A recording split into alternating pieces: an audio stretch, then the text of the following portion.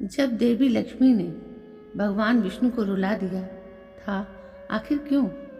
गुरुवार के दिन श्रीहरि यानी भगवान विष्णु की पूजा की जाती है।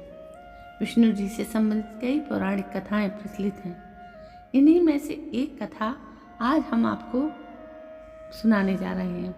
कथा है कि जब देवी जी ने लक्ष्मी ने भगवान विष्णु को रुला दिया था। बहुत ध्यान लगाकर सुनेंगे ये पौराणिक कथा, तभी आपका हृदय आनंद से भर जाएगा, ऐसा हमारा वादा है। श्री हरि एक बार धरती पर भ्रमण के लिए जा रहे थे। तब देवी लक्ष्मी ने उन्हें कहा कि वो भी उनके साथ चलना चाहती हैं।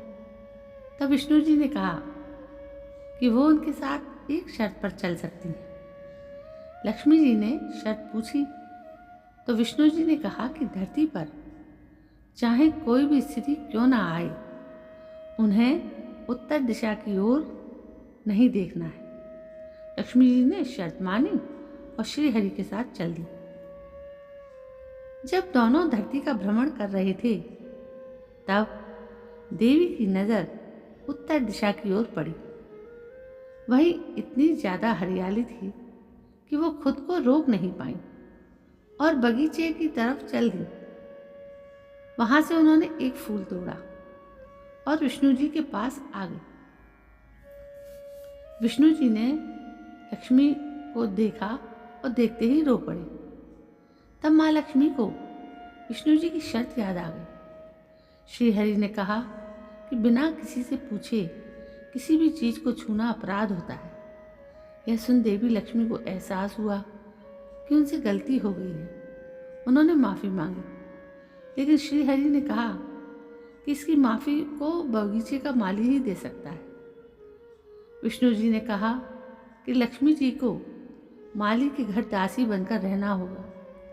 लक्ष्मी जी ने यह सुन तुरंत ही गरीब औरत का वेश धारण किया और माली के घर रहने चली गई।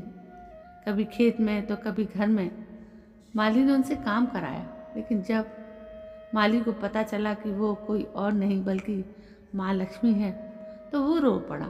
उसने कहा कि जो भी उसने किया उसके लिए उनसे माफ़ कर दें। तब देवी जी ने मुस्कुराते हुए कहा कि जो भी हुआ वो नियति थी, इसमें किसी का कोई दोष नहीं है।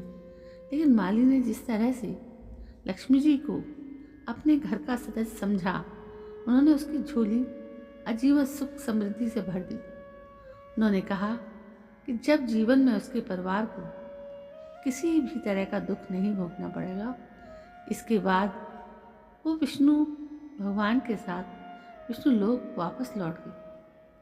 तो दोस्तों, ये थी एक छोटी सी पौराणिक कथा जो बहुत ही सुंदर, बहुत ही खूबसूरत थी। दोस्तों, ये कथा आपको कैसी लगी? यदि ये कथा आपको पसंद आई हो तो प्लीज़ मेरे इस चैनल को सब्सक्राइब करें, लाइक करें और इस कहानी को ज़्यादा से ज़्यादा शेयर करें। कल मैं फिर हाजिर होती हूँ, तब तक के लिए जय हिंद, वंदे मातरम।